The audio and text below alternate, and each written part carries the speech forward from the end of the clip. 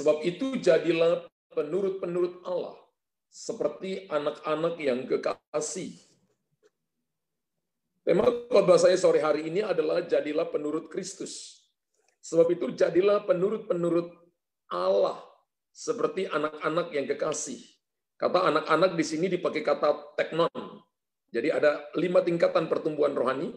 Yang paling dasar itu adalah nepios. Di atas nepios itu ada teknon. Nepios itu umur 0 sampai 5 tahun. Teknon itu umur 6 sampai umur 18 tahun. Ya. Kemudian di atas teknon itu ada paidion. 19 tahun sampai di bawah 30 tahun, 29 tahun. 30 tahun sampai di bawah 40 tahun itu namanya huyos. Di atas huyos itu namanya pater. Lalu Rasul Paulus menulis kepada jemaat di Efesus, sebab itu jadilah penurut-penurut Allah seperti teknon, ya, seperti teknon, anak-anak yang kekasih. Anak-anak, kata teknon di sini artinya anak-anak yang baru bertumbuh beranjak dewasa, mereka sedang dalam posisi-posisi banyak belajar, belum tahu banyak, tapi mereka terus belajar, mereka mungkin masih SMA, atau ada yang sudah mulai kuliah, dan mereka masih belajar. Dan mereka adalah para followers. Mereka paling cepat meniru. Kalau Bapak Ibu bicara kepada mereka, maka mereka lebih cepat, mereka lupa nasihat orang tua, tapi mereka bisa niru kehidupan perkataan. Apa yang kita lakukan, mereka bisa niru. Makanya Alkitab berkata, jadilah penurut Allah seperti anak-anak yang kekasih, seperti teknon itu. Bahwa mereka suka niru. Dan saya beritahukan kepada saudara, kekristenan adalah menurut Tuhan. Amin. Penurut itu bahasa Yunaninya mimetes. Ya, bahasa Yunani daripada penurut itu adalah mimetes. Kemudian kita dapat kata yaitu yang namanya mimetos. Lalu kita dapat kata yang namanya mimik atau followers atau peniru. Misalnya saya katakan saya cinta Yesus. Tapi Bapak Ibu katakan, saya cinta si A. Maka Bapak Ibu nggak nurut saya. Ya, yang namanya menurut itu adalah mengikutinya sama persis. Tidak mengurangi 1 inci pun. Tidak mengurangi 1 kata pun. Nah, coba Bapak Ibu tulis di situ. Saya cinta Yesus. Itu berarti Bapak Ibu nurut saya. Ya, coba Bapak Ibu tulis. Saya cinta Yesus. Maka Bapak Ibu adalah peniru dan penurut-penurut Kristus. Nah, ikut dulu. Saya cinta Yesus. Jadi begini, kalau kita penurut, maka kita nurut siapa? Kita nurut Yesus. Yesus buat apa? Yesus menyembuhkan orang, makanya saudara menyembuhkan orang. Yesus mengasihi, saudara harus mengasihi. Yesus adalah pribadi yang melakukan perkara-perkara besar, perkara-perkara yang ajaib dalam tanda sign and wonders, maka saudara dan saya juga harus melakukan itu. Amin. Ada beberapa hal yang perlu kita tiru dari Yesus. Ada 3 hal yang saya mau bagikan kepada saudara.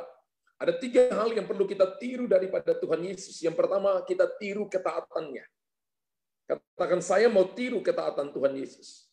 Bapak Ibu tulis, saya mau tiru ketaatan Tuhan Yesus. Kalau kita bilang kita cinta Tuhan, maka kita akan lakukan apa saja kepada orang yang kita cintai. Amin. Saya mau tiru Tuhan Yesus. Tiru dalam apa? Saya mau tiru ketaatannya. Filipi 2 ayat yang ke-8 berkata, dan dalam keadaan sebagai manusia, ia telah merendahkan dirinya dan taat sampai mati. Bahkan sampai mati di atas kayu salib. Salah satu demonstrasi yang dilakukan oleh Tuhan Yesus ketika dia ada di dunia ini adalah dia mendemonstrasikan ketaatan.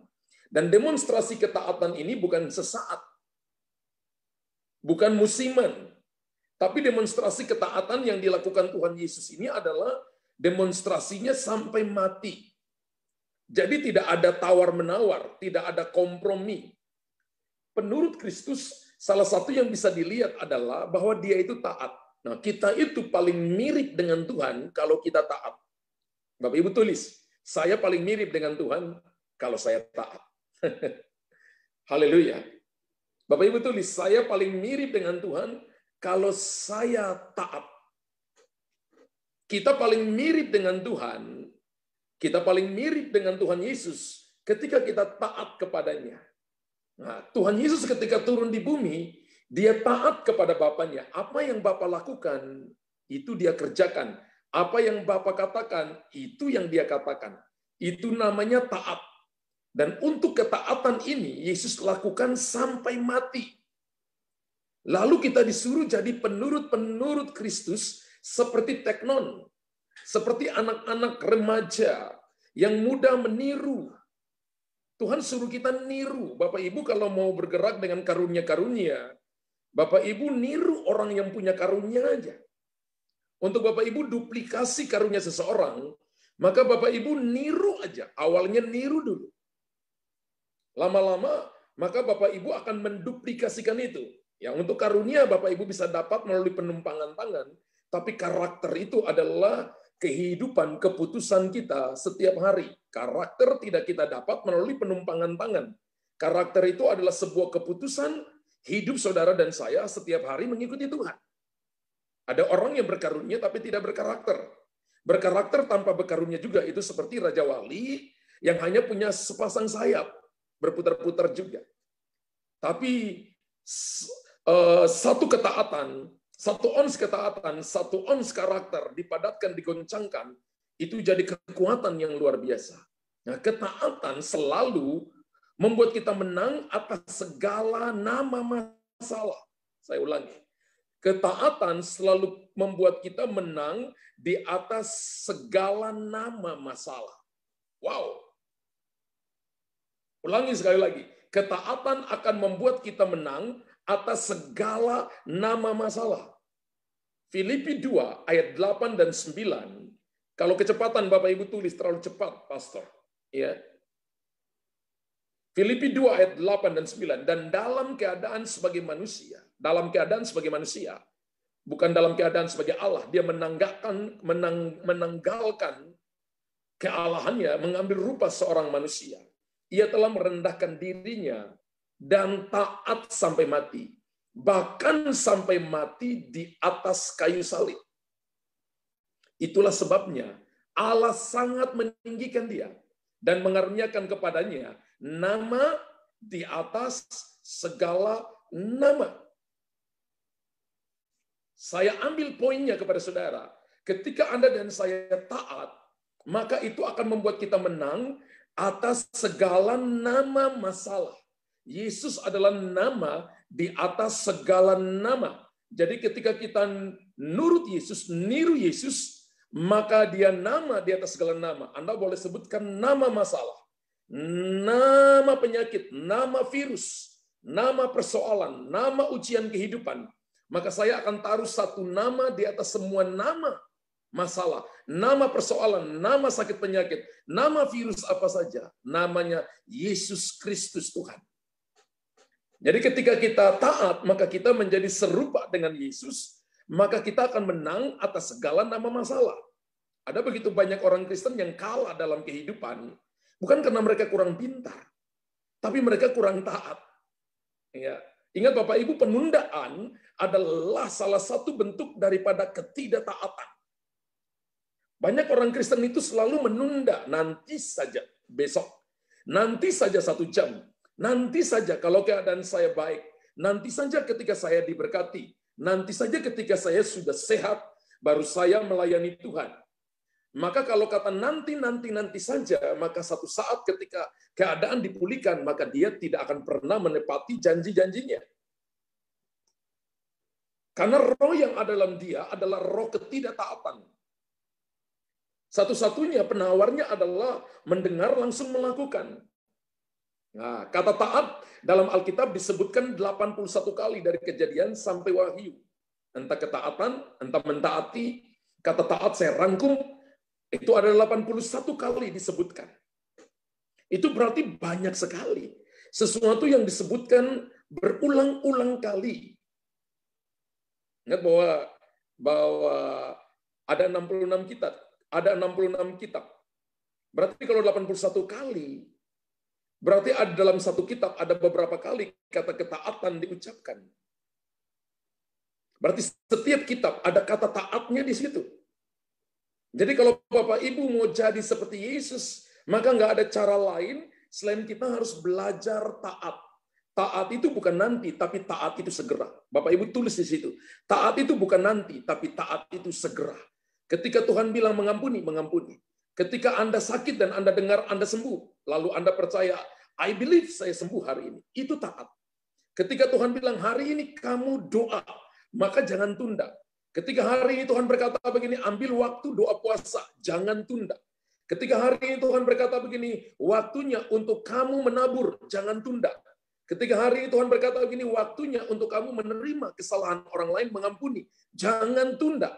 Ketaatan itu segera, bukan menunda, bukan nanti. Makanya setiap kitab dalam Alkitab menuntut ketaatan. Tanpa ketaatan, maka tidak ada satupun yang akan berhasil. Berarti ketaatan adalah pintu gerbang untuk Bapak Ibu melihat terobosan. Tulis di situ Bapak Ibu, ketaatan adalah pintu gerbang untuk saya melihat terobosan. Coba selidiki hidup saudara. Kenapa nggak terjadi terobosan? Mungkin saja tidak taat. Tapi ketika saudara dan saya taat, maka itu pintu gerbang. Bukan pintu kecil loh, saya nggak bilang itu pintu kecil. Sebab Yesus datang ke dunia ini, untuk dia diberikan nama di atas segala nama, untuk segala lutut bertelut, setiap lidah mengaku Yesus itu Tuhan, maka dia mendemonstrasikan yang namanya ketaatan. Amin. Haleluya. Ketika Bapak Ibu taat, ya, maka ketaatan selalu berhubungan dengan mujizat dan perkenanan Tuhan. Ulangi, ketaatan selalu berhubungan dengan mujizat dan perkenanan Tuhan. Berapa banyak yang mau sembuh di sore hari ini? Maka butuh ketaatan. Berapa banyak yang mau lihat terobosan dalam pekerjaan, dalam bisnis, dalam keuangan? Butuh ketaatan. Berapa banyak yang mau lihat terobosan di dalam keluarga, pemulihan dalam keluarga? Butuh ketaatan. Ingat bahwa kasih Tuhan itu tanpa syarat, tapi berkatnya bersyarat, termasuk untuk memberkati saudara, termasuk untuk menyembuhkan saudara, termasuk untuk memulihkan keluargamu, ada syaratnya. Dan salah satu syaratnya yang menjadi pintu gerbang adalah taat. Ada banyak orang Kristen banyak nuntut, tapi ketika Tuhan mau mereka taat, mereka menunda, mereka tidak mau melakukannya. Padahal yang dituntut Tuhan itu untuk kebaikan saudara, bukan untuk kebaikan sorga, bukan untuk kebaikan Tuhan, tapi untuk kebaikan kita. Semua yang Tuhan tuntut daripada kita untuk kebaikan kita sesungguhnya. Haleluya. Ketaatan selalu berhubungan dengan mujizat dan perkenanan Tuhan. Ini yang saya lihat dalam pelayanan, ada begitu banyak orang yang terlalu banyak menunda. Ya, mereka hanya cuma cari hasilnya. Mereka hanya datang kepada Tuhan karena memperalat Tuhan untuk dapat sesuatu. Bapak Ibu, Tuhan tahu hati kita. Tuhan tahu hati kita. Kalau Bapak Ibu ingin melihat terobosan terjadi, mau lihat Bapak Ibu usaha bisnis diberkati, kesembuhan terjadi, maka mulai hari ini belajar taat. Belajar taat mulai dari baca firman Tuhan. Belajar taat mulai berdoa. Kehidupanmu mulai intim dengan Tuhan, itu dulu. So, ketika Bapak Ibu dengar ada suara yang berbisik, ayo doa, itu pasti bukan setan. Itu pasti digerakkan Roh Kudus. Ketika Bapak Ibu rasa seperti ada dorongan, Bapak Ibu mau pergi kemana, tapi ada dorongan baca Alkitab, itu pasti bukan dari setan, pasti Roh Kudus. Ketika Bapak Ibu tiba-tiba ada suara yang berkata, ampuni orang itu, pasti bukan setan, itu pasti Tuhan. Belajar taat seperti itu dulu. Ketika Bapak Ibu taat dengan hal kecil, maka Tuhan melakukan jauh melampaui yang kita doakan. Ada kalanya tesnya hanya hal-hal kecil, tapi hasilnya membuat saudara dan saya wow. Tapi banyak kali kita juga tidak lolos. Kita tidak lulus dalam hal-hal kecil. Makanya firman Allah berkata, ketika kita setia dengan perkara kecil, baru kita dipercayakan perkara besar. Kenapa kita tidak dipercayakan perkara besar? Hal-hal kecil kita tidak lulus. Hal-hal kecil itu hal-hal yang sehari-hari. Saya ulangi Bapak Ibu, ketaatan selalu berhubungan dengan mujizat dan perkenanan Tuhan. Ibrani 11 ayat yang ke-8 berkata, karena iman Abraham taat ketika ia dipanggil untuk berangkat ke negeri yang akan diterimanya menjadi milik pusakanya. Lalu ia berangkat dengan tidak mengetahui tempat yang ia tuju. Bapak Ibu, kata berangkat ke negeri yang akan diterimanya menjadi milik pusakanya, lalu yang terakhir berkata tempat yang ia tuju, ia tidak tahu. Lucu. Ini lucu ayatnya, bagi saya lucu. Sebab kalau misalnya saya suruh Bapak Ibu kemana-mana, saya akan katakan gini, kamu pergi ke Jakarta, ke Jalan Sudirman, contoh ke misalnya Mall Grand Indonesia, lantai 3, alun-alun. Jelas alamatnya. Ini Abraham taat ketika dipanggil Tuhan, disuruh berangkat ke suatu negeri, nggak tahu tempat yang dia tuju kemana. Ini kan ujian. Abraham nggak tahu nanti di tengah jalan baru Tuhan pimpin dia bahwa tempat yang dia tuju namanya Kanaan. Tapi ketika dia keluar dari rumah bapaknya, nggak dikasih tahu tempatnya. Bagaimana ketika itu saudara dan saya lakukan? Banyak kali ketika Tuhan bicara, itu nggak masuk akal karena melampaui akal. Ingat bahwa firman Allah itu tidak bertentangan dengan akal, tapi melampaui akal.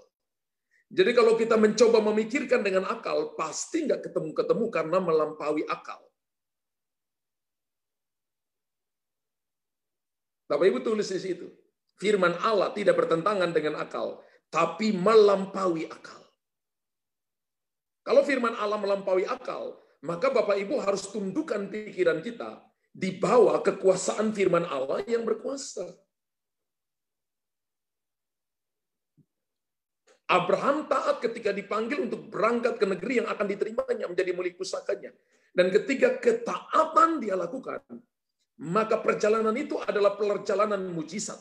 Perjalanan itu adalah perjalanan perkenanan, perjalanan berkat. Perjalanan di mana bukan Abraham saja yang diberkati, tapi seluruh keturunannya diberkati Tuhan. Hebatnya lagi Rasul Paulus berkata, semua kita yang percaya dari iman Abraham akan mendapatkan berkat dari iman Abraham itu. Wow. Ketika abang kita belajar taat, berarti dengan Tuhan itu begini, mendengar, melakukan sama dengan mujizat. Mendengar dan melakukan saya rangkum dalam sebuah kalimat, sebuah kata, yaitu ketaatan. Anda jadi penurut Kristus, salah satunya adalah niru ketaatan Yesus. Tuhan Yesus selama di bumi, saudara dan saya, dia mendemonstrasikan keadaan yang membuat hidupnya. Dia mendemonstrasikan ketaatan maksud saya, yang membuat hidupnya penuh dengan mujizat. Orang percaya ketika Anda belajar taat kepada firman Tuhan, maka hidupmu penuh dengan mujizat. Tidak perlu didoai-doain. Anda akan hidup every minutes dalam mujizat. Haleluya. Tuhan Yesus selama di bumi ini, apa saja yang dipegang, apa saja yang dikatakannya, mujizat terjadi. Kata kuncinya tadi Filipi pasal 2 ayat yang kelima. Ayat yang kelima kita baca. Bahkan ayat 10 yang kita baca tadi. Ya, karena ketaatan. Sehingga semua yang dia katakan, semua yang dia lakukan, langkah-langkahnya, apa saja, bahkan jubah yang dipakainya, bahkan semua yang dipakainya, penuh mujizat. Karena itu ketaatan. Makanya tadi saya katakan ini kegagalan terbesar orang Kristen, bukan karena dia kurang kaya, bukan karena tidak punya posisi, kurang taat. Banyak kali ketika kita ada di satu negara, satu kota, satu kabupaten, Tuhan suruh kita latih untuk taat. Taat mulai dengan aturan pemerintah. Tuhan tidak suruh kita untuk memberontak kepada pemerintah, tapi submission kepada pemerintah menurut Roma pasal 13. Tunduk kepada pemerintah sekalipun bengis. Dan pemerintah Indonesia tidak bengis. Kita disuruh tunduk, kita tidak disuruh demo. Tapi kita disuruh menghormati pemerintah, bahkan mendoakan pemerintah. Itu yang membedakan kekristenan dengan yang lain. Kita tidak diajarkan untuk memberontak, saudara. Tapi kita disuruh untuk tunduk. Karena itu salah satu cara untuk kita belajar taat di situ. Katakan amin. Ketika Tuhan Yesus ada di muka bumi ini, di bawah daripada sistem pemerintahan Romawi, dia taat membayar pajak. Haleluya. Itu belajar tentang taat. Dan belajar tentang taat bukan nanti, tapi sekarang. Karena itu pintu gerbang kepada perkara-perkara besar, kepada mujizat. Hari ini Bapak Ibu jangan berpikir untuk perkara besar, jangan berpikir untuk mujizat, jangan berpikir untuk terobosan. Kalau hidup kita tidak belajar taat. Ketika Tuhan bicara kepada kita melalui firman Tuhan, dari melalui mulut hamba-hamba Tuhan, kita tidak lakukan. Jangan Bapak Ibu mimpikan mujizat. Karena Tuhan lebih tahu hati kita. Tapi kalau saudara dan saya belajar taat, maka saya beritahukan kepada Bapak Ibu, every day, setiap hari, hidupmu penuh dengan mujizat. Pekerjaan bisnismu penuh dengan mujizat. Jangan nunda untuk nanti mengampuni orang lain. Jangan nunda untuk saudara dan saya menolong orang lain. Jangan nunda untuk saudara dan saya memberi kalau Tuhan gerakan hati saudara. Jangan nunda ketika Tuhan dorong saudara untuk menyembah Tuhan, untuk berdoa kepada orang lain. Jangan nunda, sekalipun salah awalnya. Jangan nunda. Karena penundaan adalah bentuk daripada ketidaktaatan. Yang pertama kita belajar menurut Yesus, yaitu kita belajar, yaitu menurut ketaatannya. Yang kedua kita belajar menurut Yesus, jadi penurut Kristus adalah kita belajar tentang kasihnya. Nurut kasihnya. Salah satu karakteristik daripada penurut Kristus adalah memiliki kasih Kristus. Sekali lagi, salah satu karakteristik. Karakter itu apa? Itu karakter. Karakter adalah kumpulan sifat. Sifat baik, sifat baik, sifat baik, sifat baik diikat jadi satu, namanya karakter yang baik. Sifat jelek, sifat jelek, sifat jelek, sifat jelek dikumpul jadi satu, namanya karakter jelek. Karakter jelek. Sifat benar, sifat benar, sifat benar, sifat benar dikumpul jadi satu, namanya karakter kebenaran. Dan salah satu karakteristik yang harus dimiliki oleh para penurut Kristus adalah memiliki kasih Kristus. 1 Yohanes 4 ayat yang ke-8. Barang siapa tidak mengasihi, ia tidak mengenal Allah. Sebab Allah adalah kasih. Amin. Allah adalah kasih. Barang siapa tidak mengasihi, ia tidak mengenal Allah. Sebab Allah adalah kasih. Wow. 1 Yohanes 4 ayat 16. Kita telah mengenal dan telah percaya akan kasih Allah kepada kita. Allah adalah kasih. Dan barang siapa tetap berada dalam kasih. Ingat, barang siapa tetap berada di dalam kasih. Bukan di luar kasih. Berada di dalam kasih. Ia tetap berada di dalam Allah. Dan Allah di dalam dia. Bapak Ibu mau tahu bahwa Bapak Ibu penurut Tuhan adalah ketika kita ada di dalam kasih. Dan kasih dalam saudara. Allah di dalam saudara. Siapa itu sang kasih? Yesus adalah sang kasih. 1 Yohanes 1 ayat yang pertama. Yohanes pertama ayat yang pertama maksud saya. Pada mulanya adalah firman. Firman itu bersama-sama dengan Allah. Firman itu adalah Allah. Sekarang Allah adalah kasih. Berarti firman itu adalah sang kasih. Ketika kita membiarkan firman tinggal dalam kita, maka Alkitab berkata, maka Allah ada di dalam dia. Wow. Orang berpikir bahwa kalau orang memiliki kasih itu memberi terus. Itu definisi yang keliru. Itu salah satu bagian dari definisi kasih, tapi itu bagian kecil. Karena ada orang memberi belum tentu mengasihi. Tapi orang mengasihi pasti memberi. Amin. Allah adalah kasih. 1 Korintus 13 ayat yang ke-8 berkata, kasih tidak berkesudahan. Nubuat akan berakhir. Bahasa roh akan berhenti. Pengetahuan akan lenyap. Betul? Tolong tunjukkan. 1 Korintus 13 ayat yang ke-8. 9 dan 10.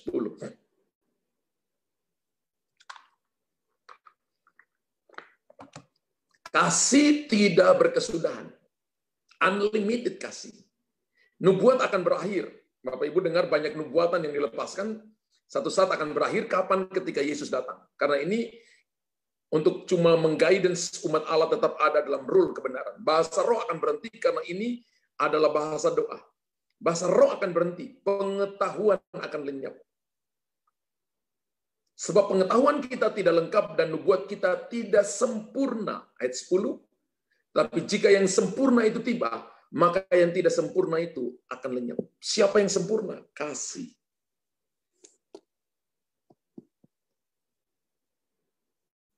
Ingat bahwa kasih itu tidak expire.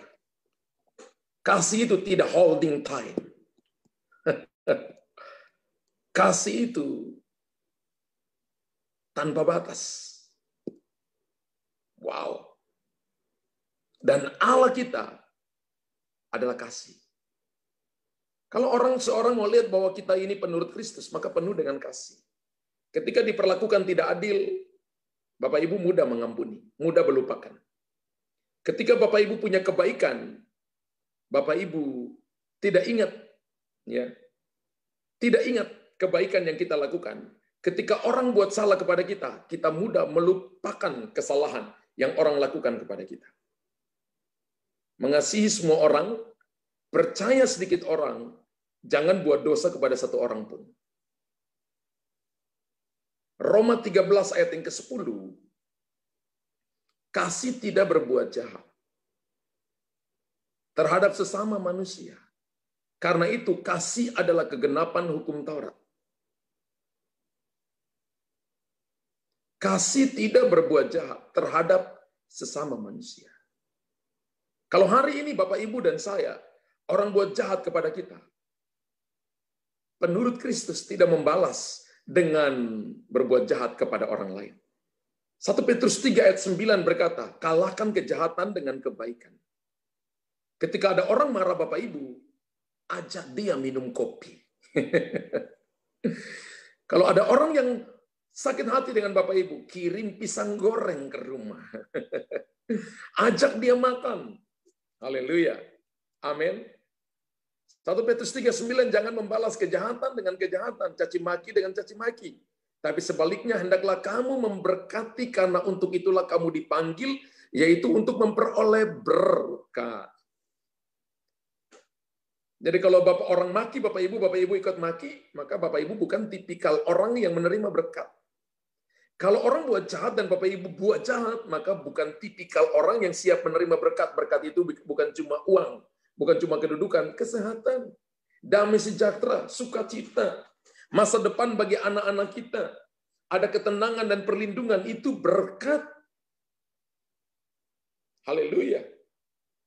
Ketika Bapak Ibu tidak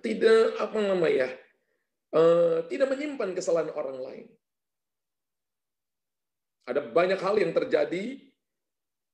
Saya pribadi sebagai gembala dalam pengembalaan, ada banyak hal terjadi. Kami punya kesempatan bisa marah, bisa kecewa.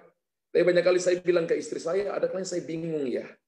Ketika orang-orang misalnya lakukan salah kepada kita, saya itu sulit untuk merangkai cerita bagaimana mereka bisa buat kesalahan seperti itu. Saya sulit untuk menceritakan. Bukan sulit menceritakan, sulit merangkai kata untuk menceritakannya, sulit. Alias lupa. Lalu akhirnya kita simpulkan, ya itu namanya kasih karunia. Tuhan memberikan anugerah itu kepada kita, supaya kita belajar mengasihi orang sekalipun mereka salah. Sekalipun mereka berbuat kesalahan, dan bisa menerima mereka kembali ketika mereka balik. Kasih tidak berbuat jahat terhadap sesama manusia. Kalau misalnya Bapak Ibu orang buat baik, terus kita buat baik kepada mereka, Alkitab katakan apa upahmu? Orang fasik pun melakukan hal yang sama. Tapi ketika orang jahat Bapak Ibu buat baik, itu Alkitab katakan kamu sedang menaruh bara api di atas kepalanya. Beberapa daripada saudara kepingin balas orang lain. Kurang lebih 10-15 tahun yang lalu ada kalanya dalam hati saya kepingin Tuhan. kalau engkau kasih saya karunia untuk menurunkan api, biar saya turunkan api. Cuma dari dalam hati, nggak ngomong dari mulut. Tuhan bilang gini, makanya aku nggak akan kasih ke kamu, karena kalau aku kasih ke kamu, banyak orang yang akan mati terbakar karena dengan karunia itu. Akhirnya Tuhan latih kita untuk bisa mengerti orang lain sekalipun sepertinya tidak adil. Tapi seperti yang saya khotbah beberapa hari yang lalu, yang namanya panggilan itu adalah doulos. Sudah tidak punya hak untuk membela diri. Tugasnya cuma melayani. 1 Yohanes 4 ayat 17. Dalam hal inilah kasih Allah sempurna dalam kita. Yaitu kalau kita mempunyai keberanian percaya. Pada hari penghakiman, karena sama seperti Dia, kita juga ada di dalam dunia. Kasih Allah sempurna dalam kita, yaitu kita punya keberanian percaya pada hari penghakiman. Haleluya. Ingat Bapak Ibu, penghakiman dengan penghukuman dua kata yang berbeda. Ulangi, penghakiman dengan penghukuman dua kata yang berbeda. Firman Allah berkata, penghakiman akan dimulai dari rumah Allah. Itu bukan penghukuman. Penghakiman artinya begini, Tuhan mulai memotong bagian-bagian yang tidak benar dalam hati, dalam pikiran umat Allah. Untuk meluruskan motivasi mereka. Untuk melatih mereka, untuk mereka hidup dalam kebenaran supaya satu saat tidak dihukum. Bapak Ibu jangan berpikir bahwa penghakiman di sini adalah penghukuman. Tidak. Alkitab katakan, dalam hal inilah kasih Allah sempurna dalam kita, yaitu kalau kita mempunyai keberanian percaya pada hari penghakiman. Hari penghakiman di sini menunjuk kepada setiap hari kita berhadapan dengan pribadi Tuhan yang hidup. Karena firman Allah itu adalah birul model kita, cermin kehidupan kita. Haleluya. Karena sama seperti Dia, kita juga ada di dalam dunia ini. Makanya ayat ini berhubungan dengan kita juga ada dalam dunia ini. Penghukuman kalau Bapak Ibu dan saya ditegur oleh firman Allah, dinasehati, kita diingatkan kita nggak mau berbalik, maka penghukuman datang dalam hidup kita. Tapi firman Allah berkata, Alkitab berkata, penghakiman harus dimulai dari rumah Allah lebih dulu. Itu berarti rumah Allah lebih dulu adalah tempat firman Allah disampaikan, tempat di mana Injil disampaikan, karena firman Allah itu adalah deterjen rohani, air yang akan membasuh bersih segala kekotoran yang melekat pada kita. Tujuannya supaya kita bisa mengasihi, jadi penurut-penurut Kristus. 1 Yohanes 5 ayat 3, sebab inilah kasih kepada Allah, yaitu bahwa kita menuruti perintah-perintahnya. Perintah-perintahnya tidak berat. Apa sih yang berat? Kalau ada kasih dalam kita, semuanya jadi ringan. Kalau Bapak Ibu jatuh cinta dengan orang yang kurus pendek, maaf, hitam lagi, maka Bapak Ibu katakan kurus pendek hitam gantengnya luar biasa, cantiknya luar biasa. Karena ada kasih. Tapi kalau kasihnya hilang, maka kurus pendek hitam jeleknya minta ampun. Atau Bapak Ibu jatuh cinta dengan orang yang tinggi, ya, jangkung lagi. Bapak Ibu katakan tinggi, jangkung, gantengnya luar biasa. Cantik luar biasa. Tapi ketika kasihnya hilang, ya, yang jangkung, yang tinggi, pemborosan pada kain. Ketika kasih hilang, kita mulai hitung-hitungan. Tapi ketika kita mengasihi, nggak ada hitung-hitungan. Saya beritahukan kepada saudara, sebab inilah kasih kepada Allah, yaitu bahwa kita menuruti perintah-perintahnya. Perintah-perintahnya tidak berat. Kalau orang mengasihi, semuanya jadi ringan. Bapak Ibu ingat jatuh cinta dulu dengan pasangan kita? Rasanya semua ringan, enteng banget. Tapi kalau kasihnya hilang, semuanya jadi berat. 1 Yohanes 5 ayat yang ketiga tadi. Haleluya. Amin. Bapak Ibu tulis di situ, kalau ada kasih dalam hati saya, semua jadi ringan, tidak berat. Perintahnya tidak berat, doa itu tidak berat. Baca Alkitab itu tidak berat. Memberi itu tidak berat, mengasihi itu tidak berat. Semuanya ringan karena ada kasih dalam hati saya. Haleluya. Amin. Wahyu 2 ayat 4. Namun demikian, aku mencela engkau, karena engkau telah meninggalkan kasih-Mu yang semula. Aku mencela engkau, karena engkau telah meninggalkan kasih-Mu yang semula, atau kasih mula-mula. Bapak Ibu pernah mengalami kasih mula-mula? Wow, doa hampir setiap malam, baca Alkitab, ya, persekutuan rajin. Tapi ketika masalah datang bertubi-tubi, persoalan datang bertubi-tubi, bertahun-tahun mulai ikut Tuhan, ibadah jadi biasa, pujian penyembahan jadi biasa, bahkan firman Allah kita ketiduran, ya, dan sebagainya, semua jadi biasa. Lalu Wahyu 2 ayat 4 berkata begini, aku mencela engkau karena engkau telah meninggalkan. Terjemahan yang lain berkata engkau telah jatuh terlalu dalam.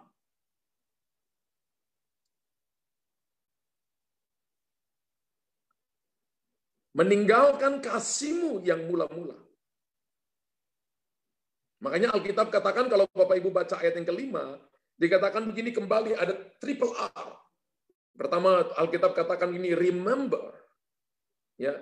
Kemudian remove dan repentant, ya. Ingat kembali, ya. Ingat, ya, bertobatlah. Lakukan lagi apa yang semula engkau lakukan. Jika tidak demikian, aku datang kembali kepadamu dan mengambil kaki dianmu dari tempatnya jika engkau tidak bertobat. Remember, kemudian repentant dan remove, triple R. Ingatlah, bertobatlah, kembali.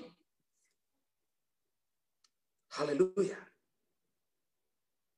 Jadi bagaimana supaya kita kembali kepada kasih semula? Ingat bagaimana saya ditolong Tuhan dulu. Ingat kasih mula-mula. Amin. Yang kedua, bertobatlah. Ambil keputusan untuk kembali memperbaharui hati saudara. Yang ketiga, kembali kepada Tuhan. Itu cara untuk saudara dan saya kembali kepada kasih mula-mula. Dan Bapak Ibu akan diperbarui. Karena itu salah satu cara kita menurut Kristus. Wahyu 2 ayat 19 berkata begini, aku tahu segala pekerjaanmu, baik kasih-Mu maupun iman-Mu, baik pelayananmu maupun ketekunanmu. Aku tahu pekerjaanmu yang terakhir lebih banyak dari yang pertama. Tahukah saudara? Semua yang kita lakukan, Tuhan tahu. Pekerjaan yang Bapak Ibu lakukan, Tuhan tahu. Aku tahu segala pekerjaanmu. Baik kasih-Mu maupun iman-Mu. Itu kan nggak ada yang tahu. Nggak ada yang bisa lihat takaran iman dalam saudara. Hanya Tuhan yang tahu. Nggak ada yang bisa ukur takaran kasih saudara. Hanya Tuhan dan Anda yang tahu. Kalau takaran pekerjaan bisa diukur, tapi motivasi dari pekerjaan itu, kasih yang diinvestasikan dalam pekerjaan itu, nggak ada yang tahu. Iman yang diinvestasikan, diinfuskan dalam pekerjaan itu, nggak ada yang tahu. Hanya Tuhan yang tahu. Bahkan Tuhan tahu baik pelayananmu maupun ketekunanmu. Berarti nggak ada yang tersembunyi. Aku tahu bahwa pekerjaanmu yang terakhir lebih banyak daripada yang pertama. Saya doa supaya Tuhan akan bilang, aku tahu pekerjaanmu yang terakhir lebih banyak dari yang semula. Haleluya. Ini ayat yang harus Bapak Ibu ingat. Wahyu 3 ayat 19. Definisi kasih bukan hanya cuma memberi. Nah, no. Barang siapa ku kasihi, ia ku tegur. Dan ku hajar. Sebab itu relakanlah hatimu dan bertobatlah. Berapa banyak yang bilang saya dikasihi Tuhan? Katakan, saya dikasihi Tuhan. Bapak Ibu tulis di situ. Saya dikasihi Tuhan. Kalau Bapak Ibu adalah orang yang dikasihi Tuhan, dengarkan firman Tuhan ini. Barang siapa ku kasihi. Ini bahasa hukum. Lihat di uang rupiah kita. Barang siapa dengan sengaja mencoba untuk mencetak uang ini tanpa sepengetahuan Bank Indonesia, maka hukumannya ada. Nah, barang siapa ku kasihi. Pertama, ia ku tegur. Kasih itu ada unsur ditegurnya. Amin. Ada ditegurnya. Jadi kalau Bapak Ibu bilang Bapak Ibu mengasihi seseorang, tapi nggak pernah tegur orang itu, maka sesungguhnya temanmu itu tidak mengasihimu. Saudaramu itu tidak mengasihimu. Ulangi ya. Kalau Bapak Ibu berteman dengan seseorang, dan ketika orang itu salah dan Anda tidak menegur dia, maka dia bukan teman yang baik.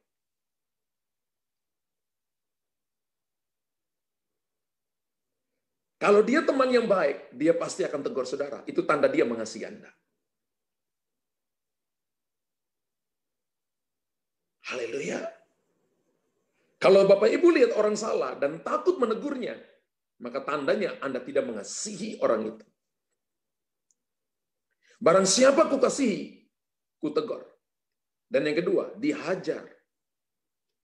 Tidak mau dengar dihajar. Tuhan kalau hajar itu, kabel di badan-badan. Kakinya langsung bengkok, tangannya bengkok, tulangnya patah, dan sebagainya. Pengaruhnya di jantung, seluruh bagian-bagian tubuh. Karena ditegur-tegur nggak mau dengar, dihajar. Kitab Yesaya berkata, Yesaya 40 berkata, ayat 456 berkata begini, dia menakar air laut dalam lekuk tangannya. Gunung-gunung ditimbang dalam dacing. Dan penduduk bumi hanya sebutir debu di dalam tangannya. Jumlah penduduk dunia 7 miliar lebih. Hanya sebutir debu. Jadi sebutir debu dibagi 7 miliar. Kelihatan jerawat saudara enggak? Enggak kelihatan. Besarnya Tuhan. Dahsyatnya Tuhan. Dan Alkitab katakan tangan yang gede itu yang menakar semua air laut. Hajar saudara. Kita bisa jadi smash chicken ayam penyet, saudara. Ya. Firman Allah dengan jelas berkata begini, kalau hari ini saudara dan saya ditegur, relakan hatimu. Katakan amin. Supaya jangan dihajar. Saya pernah doakan orang, sudah kabelnya di muka-muka masih bisa bicara. Pak Pendeta, saya janji Pak Pendeta, kalau saya sembuh saya melayani Tuhan. Saya katakan, Pak, jangan ancam Tuhan ya. Ketika Bapak sehat, Bapak kuat, Bapak lagi punya banyak uang, semuanya lagi ada untuk Bapak, kenapa Bapak nggak melayani Tuhan? Apakah Bapak buat ini supaya Tuhan sembuhkan Bapak? Tuhan kan lebih tahu hati Bapak. Saya beritahukan kepada Bapak Ibu, selama kita sehat, selama ada nafas, pakai kesempatan ini untuk melayani Tuhan. Hidup ini adalah kesempatan. Hidup ini untuk melayani Tuhan. Amin. Jangan sia-siakan waktu yang Tuhan beri. Hidup ini harus jadi berkat. Jadi kalau kita bicara kasih, maka bicara dalam dua kategori. Ditegur, dihajar. Ada disiplinnya. Kitab Amsal berkata begini, kalau engkau mengasihi anakmu, engkau menghajar dia pada waktunya. Anak yang dibiarkan mempermalukan orang tuanya pada masa tuanya. Kita adalah anak-anak Tuhan. Tuhan akan hajar kita. Tuhan akan didik kita. Makanya kata murid itu dari kata disciple, dari bahasa Inggris. Dari kata kemudian dari disciple itu kita dapat kata disiplin.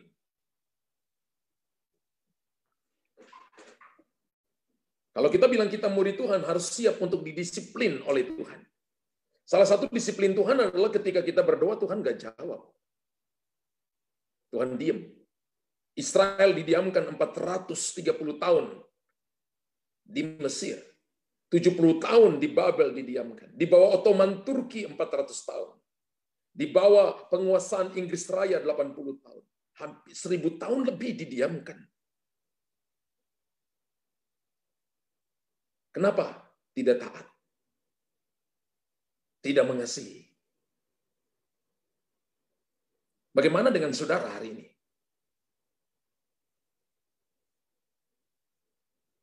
Kalau saya pilih, saya lebih pilih untuk tubuh saudara sehat semua. Saya lebih pilih untuk Anda dan saya mengalami terobosan dalam bisnis pekerjaan. Kalau saya pribadi, saya ingin supaya Anda di restoration semuanya. Semua keadaan baik. Tapi itu belum tentu dari cara pandang Tuhan. Siapa tahu ini adalah cara Tuhan untuk tegur, untuk hajar. Supaya saudara belajar mengasihi dia dengan tulus. Bukan karena ada apanya. Tapi saudara mengasihi dia apa adanya.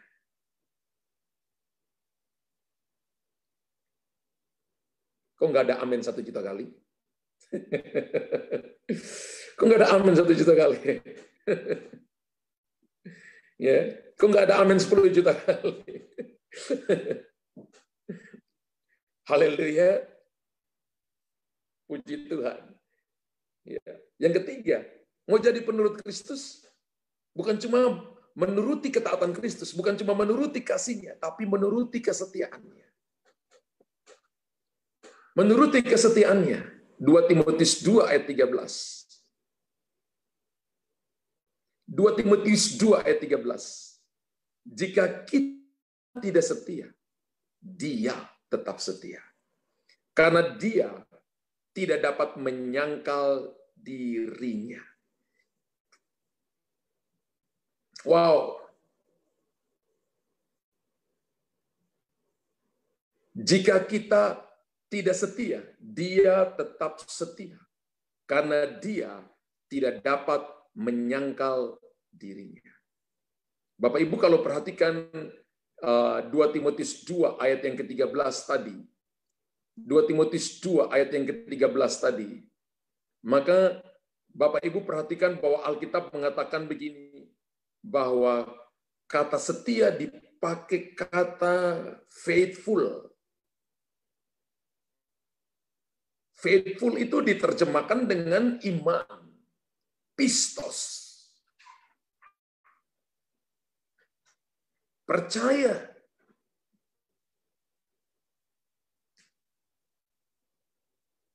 Tuhan itu tidak mungkin menyangkal dirinya karena dia menaruh sifat di dalam dirinya, salah satunya adalah setia. Makanya kalau mau lihat bahwa salah satu pengikut Kristus, penurut Kristus itu adalah setia. Atau lihat dia bahwa dia orang percaya. Biasanya kita dengar hamba-hamba Tuhan, umat percaya. Apakah kita percaya? Apakah Bapak Ibu percaya bahwa Tuhan sudah menjawab doa saudara? Apakah Anda percaya bahwa hari ini firman Tuhan ini sudah merestorasi hidupku? Apakah Anda percaya bahwa saya sudah disembuhkan? Apakah Anda percaya bahwa sudah terjadi terobosan? Itu adalah sifat Tuhan. Amin. Kata tinggal itu artinya begini, tidak pernah beranjak. Dia tidak dapat, itu artinya begini, dia tidak akan pernah beranjak, dia akan tetap di situ. Bapak Ibu boleh punya problem, Bapak Ibu boleh punya masalah, Bapak Ibu boleh punya ujian kehidupan, tapi ada satu pribadi yang setia mendampingi saudara. Ketika Anda nangis, ada satu pribadi yang ikut menangis dengan saudara. Dia merasakan kesedihan saudara. Ketika Anda ada dalam penderitaan, dia datang menolong saudara. Dia datang membantu Anda. Dia adalah pribadi yang setia. Namanya Yesus. Dan sifat ini harus ada pada pengikut-pengikutnya. Kalau kita jadi penurut Kristus, maka sifat ini harus ada pada kita. Orang setia itu kalau dicari susah dapat. Salomo selama 40 tahun memerintah pernah nulis dalam kitab Amsal. Orang setia siapakah yang menemukannya? Susah cari orang setia. Orang pintar banyak. Tapi orang setia langka. Tapi di Zoom ini banyak. Di Zoom ini malam ini semuanya adalah orang setia. Yang tahu dia orang setia pasti tulis amin di situ. Yang tidak setia pasti nggak berani tulis. Ya, 130 lebih ini. Kalau dia tahu dia setia pasti dia akan tulis saya orang setia. Kalau dia tidak setia pasti nggak berani tulis. Dan Bapak Ibu tahu begini, bahwa orang setia itu tidak akan pernah beranjak. Ya. Makanya ada lagu Pentakosta kuno, ya, ada lagu Pentakosta kuno Bapak Ibu. Ya. Setia-setialah, setia sampai akhir, seperti Tuhan Yesus. setia sampai akhir. Apapun jawabanmu, Tuh kasih setianya, setia-setialah, setia sampai akhir. Setia-setialah, setia sampai mati. Seperti Tuhan Yesus, setia sampai akhir. Apapun jawabanmu, Tuh kasih setianya, setia-setialah, setia sampai akhir. Apakah saudara dan saya setia sampai akhir? Kalau kita setia sampai akhir, itu tanda bahwa kita adalah pengikut Kristus, penurut Kristus. Haleluya. Kita belajar dengan cepat malam hari ini, bahwa kita belajar untuk jadi penurut-penurut Kristus. Maka yang percaya yang pertama adalah kita harus nurut ketaatannya. Yang kedua kita harus nurut kasihnya. Ketiga kita harus nurut kesetiaannya. Tiga hal ini, triple key. Ketaatan, kasih, dan kesetiaan. Ketika Bapak Ibu lakukan ini, maka saya percaya Anda akan hidup di dalam miracles every minute, every day. Anda akan alami itu dalam hidupmu. Berapa banyak saudara yang katakan, I will, saya siap untuk itu. Haleluya. Berapa banyak Anda yang katakan, saya siap untuk itu. Ketika Anda siap untuk itu, maka Anda akan melihat perkara-perkara hebat, perkara-perkara ajaib Tuhan lakukan bagi saudara. Haleluya.